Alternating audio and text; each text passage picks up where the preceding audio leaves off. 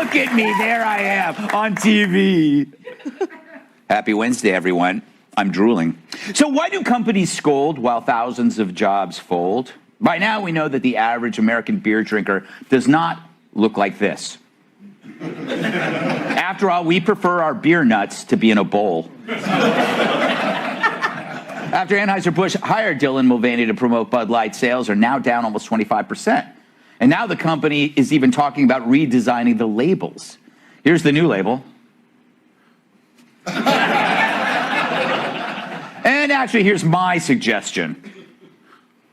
I mean, let's be honest, she seems like a barrel of laughs, or at least two barrels. And now another company seems to be messing with their core audience.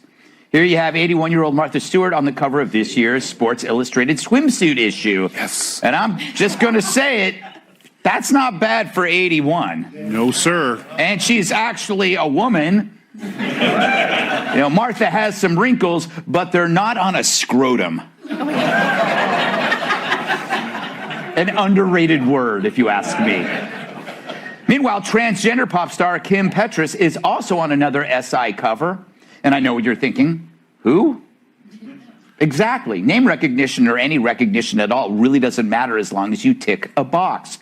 And this one ticks a box, or rather a package. See, it's not for you, it's for them, the marketing team, trying to score points with corporate do-gooders and activists. If you worry the product doesn't sell, then you're a transphobe, or at least a trans fat.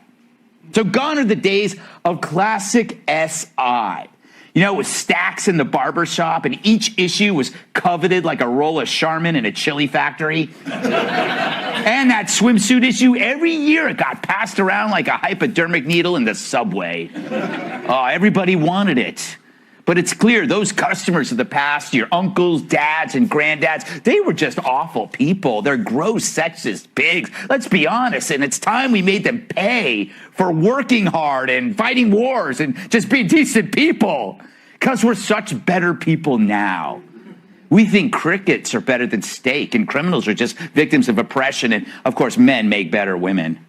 These new marketing people are way better than everyone who came before. Because as Miller Lite points out, those creeps, they put ladies in bikinis. Women were among the very first to brew beer ever. Centuries later, how did the industry pay homage to the founding mothers of beer? They put us in bikinis. Wow, look at this. Wild. It's time beer made it up to women. So today, Miller Lite is on a mission. Wow. The company now says women in bikinis shouldn't be forced to mud wrestle to sell beer. I know, I agree. So let's go with Alfredo sauce. Yeah. But they weren't forced to do anything. They were paid, and if you didn't like it, you don't have to do it. That's what I say to the interns on Back Shave Sunday. The Miller Lite ad premiered just weeks before Mulvaney's Bud Light videos popped up. And they saw how that played out, so they tried to bury their own ad like it was a former Clinton associate. They acted just like druggies, flushing down their stash because the cops were at the door, except the cops were actually their customers. So how did this happen? Well, all these nauseating lectures are now masquerading as ads. Are the colleges churning out too many useless women's study grads so they end up in companies demanding tampons in men's rooms and jock straps in the women's? They view buyers as insects, stupid, gross, easily manipulated, someone to be punished, not celebrated. Like when that Gillette ad from a few years back offered a caricature of masculinity, suggesting bad behavior was the norm among men. They switched their slogan from the best a man can get to use these to slash your wrists. You male oppressors. So why does one company after another keep alienating their customer base? Corporate execs are easily manipulated by woke grads into doing things antithetical to success. They embrace a short-term virtue signal over long-term reward. If they never actually talk to the people who buy their stuff, they can fool themselves into believing their friends and professional peers are the real world. They can tell themselves they're making a difference if only those stupid customers would repent. By the way, did you notice Miller Lite didn't mention their most popular ads, which included famous jocks and sports personalities like Dick Butkus and John Madden. That's right, alpha males that appealed, I know, surprise, to men. Not a single scrawny, chinless Seth Meyers among them. And you know the ad agency who made that Miller's anti-sexy screed hire nothing but beautiful women for ads that target women. There isn't a single homely broad selling shampoo or makeup. And that makes sense. It's like buying hair care products from a bald person. Bottom line, scolding people for being people is a lousy way to sell products. And now they're so surprised when it actually backfires. I'm sorry, you can imagine where this is all headed. All right, gents, let's go over the marketing strategy for our new female products. Nobody knows how to sell to a woman like a man. Now, Steve, what's the update on those sports bras? I'm just not sure this is going to look good on me at the gym. Great point. Johnson, what's the latest on the nail polish? Well, this color's very summery, and I'm more of a winter palette. Excellent point. Any more updates on the female products? Sir, I was thinking... Oh, no. Thank you. Shh. Anyone else? This maternity wear definitely isn't agreeing with my curves like I thought it would. I don't know. What do you think? I think that's all for today. Let's welcome tonight's guest. She's like a timing belt, moves fast, keeps cool, and lives in her car. Host of the Fox True Crime Podcast, Emily Campagno. Beneath that gruff exterior is a gruff interior. Former NYPD Inspector and Attorney Paul Morrow. Like a Rubik's Cube, she's colorful, complex, and 49 years old. Fox News contributor Kat Tim. And he's damaged more men than Taylor Swift. My massive sidekick in the NWA World Heavyweight Champion, Tyrus.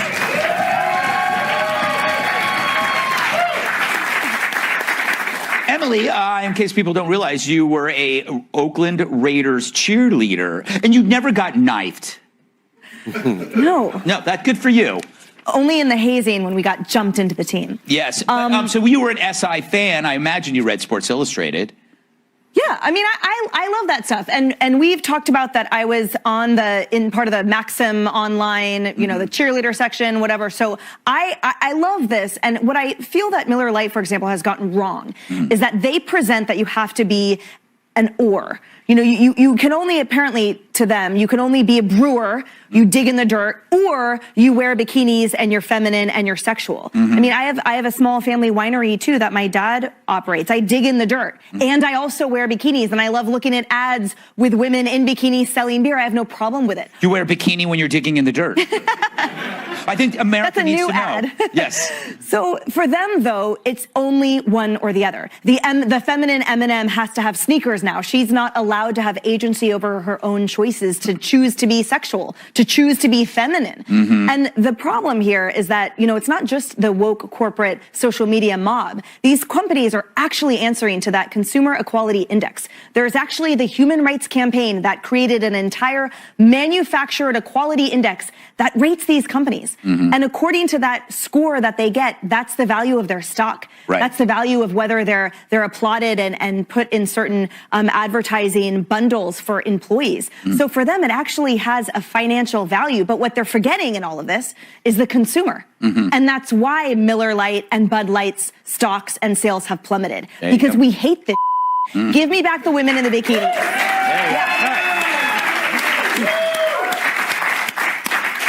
I am equally outraged that female M&M has lost its agency. You know, Paul, you and I are roughly the same age, give or take a decade. I don't want to overestimate the decline of SI, but damn, remember at its heyday, what a great magazine it was? Everybody subscribed to it. Everybody it was in every part. And now it's like nobody reads it. Probably social media has something to do with it, the internet, but, you know. Yeah, it was a must read. So, you know, let's take a step back. What's the common, I always ask myself why, right? It's the most important. You are a philosopher. I'm that way, you know, I was brought up that way. But Sincerely, I mean, if you look at the common denominator here, right? All right, you have all of these woke companies doing what they're doing, and you have to say to yourself, guys, it doesn't work economically, so why are you doing it, right? So what is the target is really what you have to ask yourself, and doesn't it feel like revenge? It feels to me like someplace in the deep, dark past, some caveman knocked a woman on the head, grabbed her by the hair, dragged her into a cave, and all the men now are paying for that, right? It's like the thing that your wife does where she says to you, you know what, remember that you said to me last spring? Yeah. It's the equivalent of that. And you have to say to yourself, why? It has that feel, and I really feel like at this point, somebody's made the calculus that men are just in the way. The traditional role of men are in the way. And the reason for that is control.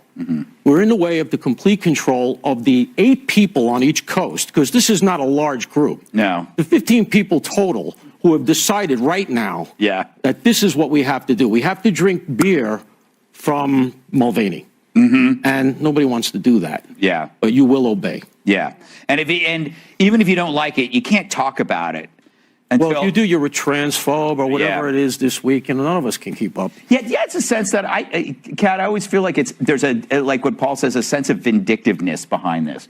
And I even when men ran advertising in the 50s and the 60s and the 70s and the 80s and the 90s and the 2000s, the good old days. Yeah, the good old days. They weren't negative about women. I mean. I know you're going to explode. No, it's funny that you brought up the Gillette ad because you inspired me to reshare the rant that I went on when everyone was going crazy about how men were under attack. Literally every ad ever is like, the entire beauty and fitness industries are just telling women they're not good enough. But they do focus groups. I will reshare that. They do focus groups with women who tell you what they want. They don't want something sold from a woman that they can't aspire to be. I'm going to just reshare that. But also, I thought that the Martha Stewart Sports Illustrated cover was actually quite thought-provoking. It proved to me that age is just a number, because you look at it and you think, that woman is older than Joe Biden. And looks better in a bikini. I mean, look at, I don't even think he could sit like that. No, I don't think so. Only when he has to pee. That was for you. I mean, I guess it is inspiring, too, to know that I, too, can look like that at 81 if I just make hundreds of millions of dollars. Exactly. And you need, like, an airbrushing machine the size of a 747. I mean, I'll be dead. I'll be dead. Yeah. I won't make it to 81. Well, on that up note, Cyrus, you're a fan. Oh, I'm a huge fan, and she's a fan. Yeah. She's part of my group. And anyone who and I've had the pleasure of being in her office when I was bodyguarding for Snoop. We came on her television show where she was cooking. I know it's not a sex story. I'm sorry. Nothing. It could be. But she was so kind and so OG cool. She literally said, "Hey, come with me. Let me show you something." Again, not a sex story. Big guys, we don't get that. And she brought me in her office. I know. It's not a sex story. And I go in her office, and she clicks on the lights, and she says, "Take a look at all my Emmys." And I was like, damn, she had one everywhere. And then there was pictures of all this this really attractive woman. I almost said hot chick, but I apologize.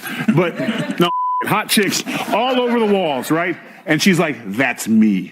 Look at me." She was a 10 before there was a metric system. You know what I'm saying? Like, Raquel Welch didn't have on Martha Stewart back in the day. How dare you? You need to check it out. How dare you? You had to be there. You were in your, mid-20s? So you should have checked that out. And you look around the thing, and then she said to me, "Can you believe someone divorced me?" And I remember, I cannot. Like, she has been hot for decades. She even went to jail, got prison stripes. Like, there is no one cooler than Martha Stewart. So I will be buying that magazine. Absolutely. I think she was throwing it out there for you.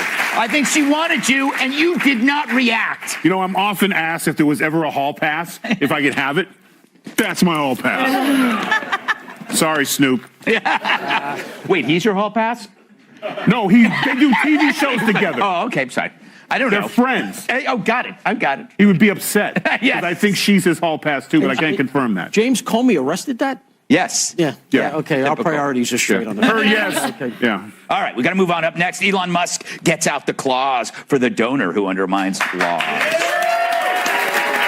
If you'll be in the New York area and would like tickets.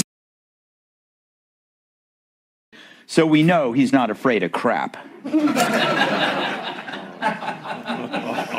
Now he's calling out George Soros for enabling America's violent crime epidemic. In a series of tweets, Elon and venture capitalist David Sachs explained how Soros helped fund local elections for liberal DAs, an influence that Sachs called, quote, uniquely destructive to law and order in American cities. Or as the Squad calls it, awesome.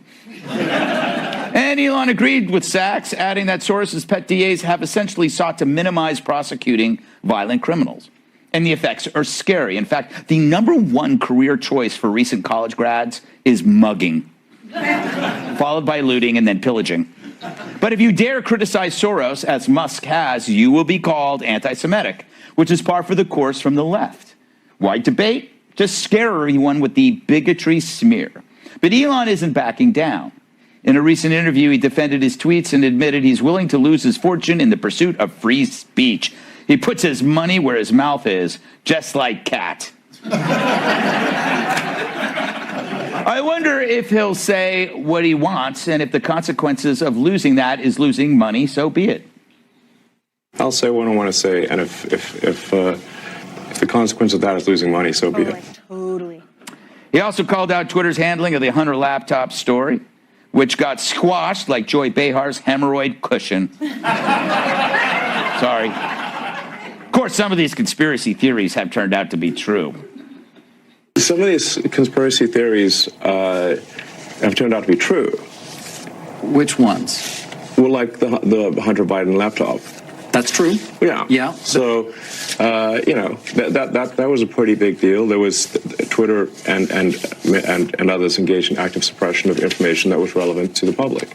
That's a terrible thing that happened. That's election interference. Let's see, punishing criminals and calling out election interference. No wonder the left calls him a fascist.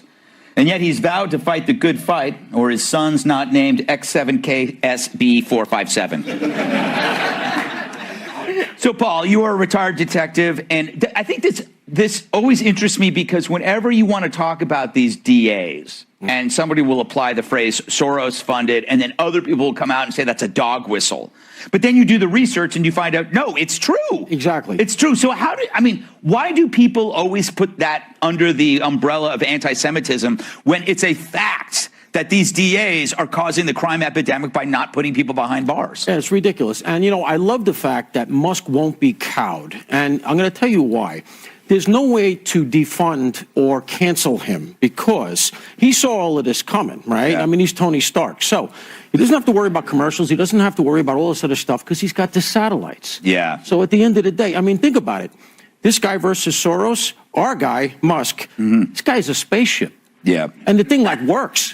Yeah. All right. And it comes back to earth and everybody's intact. So my money is on him. The only thing that disturbs me about it is we've put a lot of eggs in one basket. All right. This is our guy. We got to, when we're in trouble here, we send up the Musk signal. Yeah. Right. And he's got to come save us all like Batman. And, we need more than one. And so it's got to be more than just Twitter, who's willing to go out there and do battle with these guys. And when you compare what he's done for the country compared to a guy, I mean, this is a big topic. It would take forever.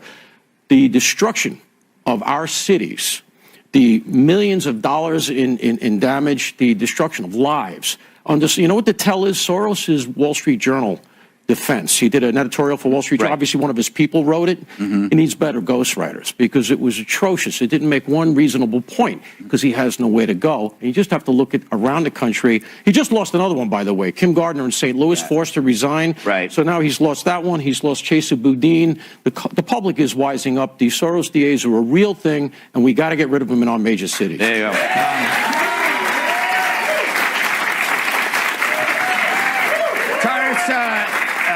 Paul brings up the point that this is our Batman, which kind of probably makes me maybe like a Robin, right? Like I could be a good. I was thinking more of an Alfred, but Robin. Robin works. Alfred. What was his name? Alan Napier. Yep. Anyway, sorry. Because you don't really like to fight and stuff. No, I don't. You know, and after an evening and you have your wine and the bat signal goes up, you'll be like, hey, Tyrus, can you host this one for me tonight? I got some stuff going on. So, I'll just Hulk smash it all. Here's the thing with Elon, and phenomenal. And by the way, I'm co-piloting when it's time to go on the rocket ship. But the thing is that when you're a billionaire, you're able to do these things. Because even if they sued him, he can still live off the interest, or worse, he can just take a trip around the world and wait for it to die, with things to die down, as you pointed out. The problem is that a lot of people don't have that to fall back on. They'll have a platform like this, and then it's gone. Then all of a sudden, and then you get divorced, and then you got child support and alimony, and you start thinking, woke wasn't so bad. Yeah. It was just for a little while. It's a sad. You're making the exact point, like that. Like you can only be truly free if you have his kind of you money, and nobody else does. That is the point. You money, which used to be $2.5 million in your bank account. Yeah. You bought your house, you had your car, you had your savings, and you stayed small, and you can say you to anyone who messed with you because you had enough to live off the interest and keep going. Yeah. Now, you money is $1 billion. Yes. It's truly inflated. And I'm just $1 billion short. Yes. It's true. It's true. I'm thinking about this now. It's like we no longer have like warfare. We have lawfare. It's like people can, if they want to destroy you, Kat, they can just sue you and just drive you into the ground. I've been thinking about it myself. You sue me? Yes. Good luck. Yes. Gee, who do I testify for? But it's true. You're only truly free if you are Elon Musk or somebody close to that. Soros. Yeah, either that or if you're like a homeless person on the street. Yes. I saw this guy rolling around with like a boombox in a cart, and I'm like, he's having a better day than I am. Yes, he is. And I know the guy you're talking about. He doesn't have to worry about anything. He gets to pick whatever song he wants. He doesn't care if people judge bills, him. no tax day. Yeah, exactly. Look, I think that what he said about how I'll say what I want to say, and the consequence of that is losing money, so be it. Obviously, it's easier for him to say that, as everyone has pointed out, but I think that there's just this hyper concern with it from everybody else. I think, you can talk politicians, corporations, media. People constantly are trying to sort of tailor what they say to money. And unfortunately, I think it's gotten us into this place where we don't even have any idea what each other actually believes at this point. And I write about in my book, actually, fourth week on the New York Times list. Thank you. You mean about how the failing New York Times? Sure, it's winning now. Yes, you mispronounced congratulations, but we've created, there's people, what they say they believe, what they actually believe. Studies show there's huge gaps on so many issues because of it. So I think more people need to do this and just take that risk, because we have created a society that none of us actually want. And unless we fully express ourselves, we'll never be able to fully understand each other either. Last word, Emily, or words. Given it's you. Part of the issue that I see, remember that Elon Musk was called a white supremacist and an apartheid apologist simply for being from South Africa. And the issue that I see here is that with this FU money that Soros has, he's playing chess with other people's lives. And to merely criticize the policies of the DAs, to merely call him out, then you are considered an anti-Semite? What about the disproportionate impact on Jewish people? What about the disproportionate impact on African Americans and black men and the like that all of these policies have? It's like they're playing this philosophical war that we're watching, seeing, arrows flying across the Americas, but real people are dying. Real communities are decaying and rotting. His DAs prosecute less than 50% of what comes across their desk. They reclassify from felonies to misdemeanors. And they did it on a rhetoric of criminal justice or focusing on the crimes that matter. oh, we're not going to prosecute trespass. Trespass is a component of domestic violence. What do you think the largest petri dish for not only police ambushes and injuries, but also women are? It's domestic violence, it's trespass. All of this is under guise of this narrative that is pushed by this old, decrepit man. And the media just furthers it with that same narrative. There was no need to go ageist there. Wait, no, she's right. She's right. If there was anyone to call wrinkled scrotum, it would be him. On top of it, We got to move on. Speaking of, up next, they dance with bare thighs. They're union strong in a thong. Yeah, dancers at the LA club, at an LA club, are set to become the only strippers in the country to unionize. I guess they're looking for better working conditions, like the ability to wear clothes. The club is called the Star Garden Topless Dive Bar, which sounds like one of the best places to meet a sociopath. But seriously, I mean, you live in LA, you could do with a better title like, La Brea Bar or Ass of Dina. Hey. The Crotcheteria. Ew. Anyway, the recognition comes after a 15-month legal battle with club owners, and 19 dancers are now eligible to join the union, and it will be confusing since most are named Cinnamon and or Chardonnay. They were seeking higher wages and better security to protect them from aggressive patrons, because some patrons are downright handsy. A real sticking point was the higher wages, plus daycare for their younger kids, and bail money for their older ones. One woman called it a win for the entire strip club industry, and another called it the biggest advancement since the heated stripper pole. The strippers will join the Actors Equity Association, which reps over 50,000 actors. The upside, society benefits when naked women unite. The downside, the union president, is this. Kat, they worked on this for 15 months. Are you happy for them? Yeah, I am. Is this a great thing for strippers everywhere? Yeah, I think it's a great thing for these strippers, which is why, these are very motivated strippers. Right, I know. Generally, don't stay at a stripping job to want to be in a union. Yeah, but they do. They must really like it. Yeah. I also think that even by becoming this famous, they're probably going to have more business because people will be like, oh, no, I'm not going to the strip club. I'm going to the union-represented strip club. I only get lap dances from union strippers. Yes, from union strippers. So this is also a great news for men that want to put a spin on things. Yeah, exactly. I'm supporting the labor, organized labor by getting a lap dance. Exactly. You go, girl. Yeah. Yes, I'm a feminist. Stop crying. Union strip club. Stop crying during my lap dance. Tyrus.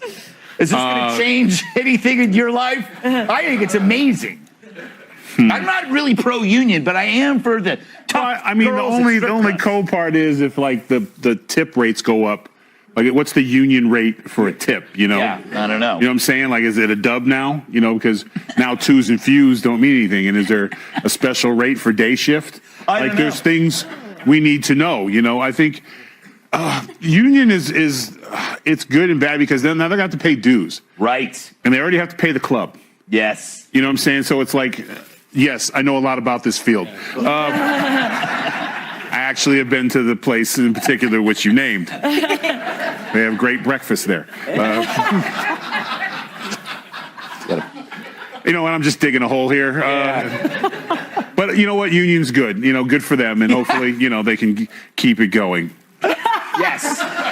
Very, very fair Nailed comment. it. Because I'm a feminist. You are a feminist. You are a feminist. Woman power. Yeah. Go, It is girls. True, they are going to have to pay dues, Emily. You told me this is your favorite topic. I love this. I'm happy for them. They're going to have to pay dues, but now the club owner won't steal from them so readily. It protects them. I think, for all of those people, especially on the left, who say that people feel unsafe by a tweet or unsafe by someone's presence, they should be applauding this. Mm-hmm. These people are working really hard. And for some, even though they're laughing at the audacity of these women to actually request some type of protection in their workplace, I think this is phenomenal. And it's on the heels, mind you, it's 15 months of their work, but it's on the heels of the Lusty Lady employees in San Francisco and a lot of other people who've been working really hard to unionize this industry that is pretty prolific and pretty well attended. So people that are scoffing at this, double check whether you've been to one of those and laughed at one of those and enjoyed someone's lap dance, and then say thank you. And by the way, also in that Actors Equity Guild is everyone on Broadway and everyone at Disney World. So I would love to be part of their like union meetings because it would just be an amazing mix of people. They really were the heroes of the lockdown. You know, they wore their masks, but nothing else. You know, Paul, in this weird hysteria, isn't it amazing that drag queens are up on this pedestal and forgotten are the lonely, hard-working strippers? Why don't we have stripper story hour at schools? Is it because they're women? Why are men who are by the way, drag queen women dance worse than strippers. It's just because they're men that we go, oh, isn't this funny when they go like this? Oh, look at this. They're not really dancing. How do they do it again? They do it like this. But what kind of horrible drag show have you been to? Most drag dance shows are basically adaptations of stripteases, and the poor female is just tossed aside, Paul. Tossed aside, I say. Yes. I gotta say, I feel like an amateur in this segment. A lot of knowledge. There's a big knowledge. Oh, you were. You were out. Yeah. I'm very proud. You guys got it down. You were as a cop. You didn't walk a beat and have to go into. All right, we're up against time. Ladies, nightly. We're up against time, so let me just put a cap on this entire thing here. What famous fraternal organization operates at the union of strip bars and labor unions? I have a feeling there's going to be 5 families who are going to be part of the negotiations here, so let's not get too happy about this whole thing, all right? Because I have a feeling the girls, who of course are all just working their way through law school, by the way. Right. And it worked because they got a union now. Yeah, they got a union. Dental hygienists. For what? You know, better rates at the Comfort Inn? Come on. It's not going to work out. Comfort Inn. That is a great name for a hotel. Not that you would know. It's like it's so sad. Dance us to commercial. All right, dancing. I'm not dancing for you. All right, coming up, local news about a commute that's hundreds of miles and lying royals from the British Isles. Van Jansen. And now, here's Chet.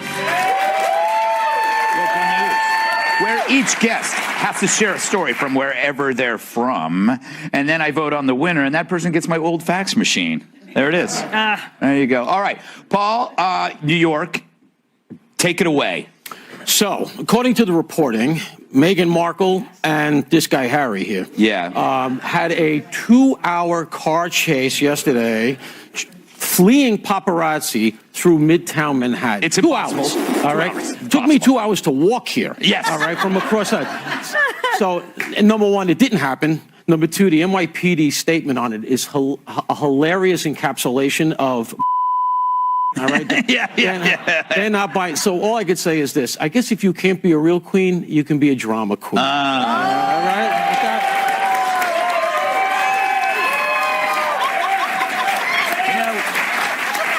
I'm ending on that. That's it. Can I leave? I don't know. Were the paparazzi chasing them, or were they chasing the paparazzi? So I have some breaking news on that because I was on Piers Morgan today. On the show, not him. No. He would have been crushed. You know, no one else thinks that way but you, Gutfeld. The answer is still no. He's still there. Look, he's still there. So, yeah. So the taxi cab driver that they jumped in the car to rescue him away, he drove them around the corner and back to where they were. Because nobody knows when you're running away from danger, you just circle around and come back. So that and go Celtics. Eastern Conference Finals. Right. Let's go Tatum and Brown. We got this. That's your local story. Yeah. All right, Chet. All right. Look. Maybe if you would ever try competitive sports once in your life, Gutfeld. I did. I played some sports. Unfortunately, I was much more talented than those children. Yeah, but they were taller. Yeah, that is true.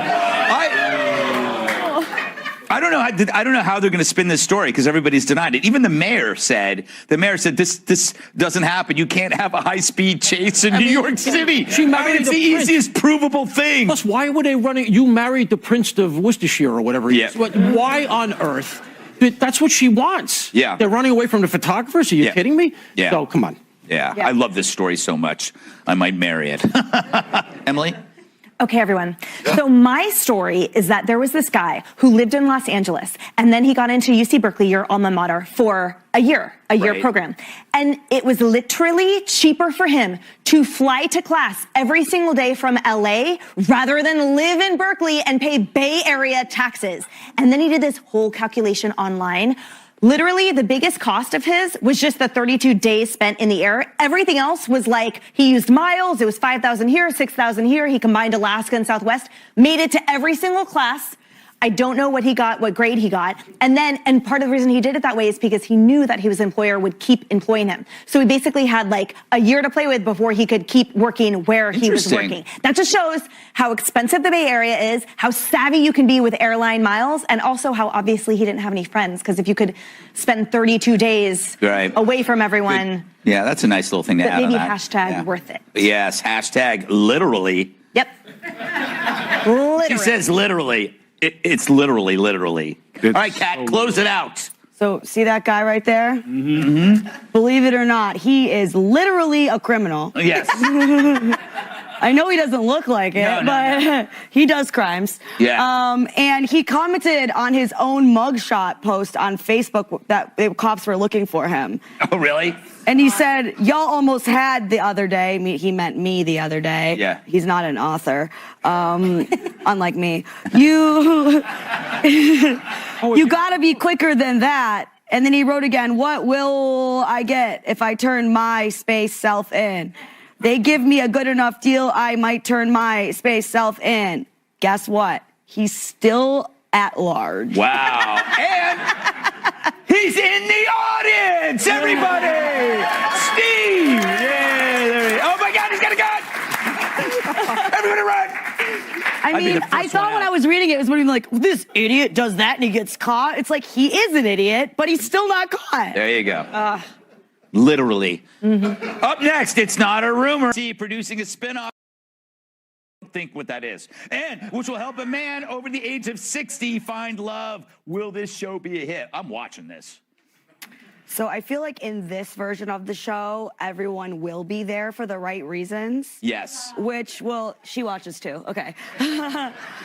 But that will unfortunately be wrong for the show. Right. You need fake people. You need fake people who want to be influencers. Yes. You need diabolical, manipulative behavior. Yes. That's what you want to watch. That's what you want to watch. Otherwise, if you wanted to watch old people fall in love, you just like go to a diner. You can't find a Chad over 60. You know what I mean, Emily? By the way, this is a show where young people could actually learn something because these are people who've done things in their lives. Sure. I will look forward to their activity days. And also, I think to make it especially spicy, they need to make sure all the women are of all varying ages. Throw in a 20-year-old. Throw in an 80-year-old. Why not? Because same age group. Oh, fine. Why not? Because it would and be they can't more be augmented. I don't want any. Watch you know, a 60-year-old guy rejects all the women his own age and leaves with like the 21-year-old camera operator. He hooks up with the like a producer. Yeah, so anyway, that's what's gonna. Iris. That's awesome. Okay, first of all, you don't need this. Just go to any old folks' home. All they do is bang and pass around. This is going to be a bang-a-thon. The old people are old. They have experience. They'll be like, the dumb. I hit everyone. She was the best. Let's go. Literally, that's what's going to happen. It's going to be a herpes fest. It's a fact. Got him in the 80s. Paul, I mean, the 1980s. Literally, they get him in the 80s. All right, Paul, last word to you. You excited? We're going to watch No, together. I don't care. I don't care. And I think there's going to be a SAG fest. I'm not interested. Yes. And I think there's only one way that I could be interested in this, and that is you have to raise the stakes. So if you're one of the bachelors who's not chosen, we execute you. That's pretty harsh. The only way it could be interesting. Come on, big fella. That's pretty harsh. I don't know if I would go with that, but I think, that's a nice note to put on the scripts. I agree. Execute them. Yes, that's it. And the bachelorette gets, it's like the praying mantis, when they mate, the female gets to eat the male. That's it. Yes. And you were a police officer. That's right. In this town. Yes, in this town. We need more of that. Explains a lot. Don't go away. We'll be right back. As someone قلت خفاش هتودع عشان تعرفوا اللي صاحب عضلات ملك الكهرباء. يلا يا جدعان قلت خفاش ايه يلا المكنه هتشتغل يا جدعان. بص تخبز لها 5 وتطلع لوحدها اهي المكنه يا جدعان. كمان الخفاش دلوقتي هتطلع في السما وهتكسر الدنيا. والصيف جاي يا جدعان وهنرجع للطيارات ونغير النشاط وهنفتح المطارات وهنطير الطيارات. طيارة الخفاش اهي. طيارة الخفاش مودعة زي ما انتم شايفين. طالعين عشان ده. بص الطيارة شكلها حلو يا جدعان. ايه ده؟ الطيارة شكلها حلو يا جدعان. الطيارة النهارده يوم تاريخي يا جدعان. شايفين في ثانية خبة عارفين الطيارة فوق. الطيارة فوق اهي. كانت عبر صراحة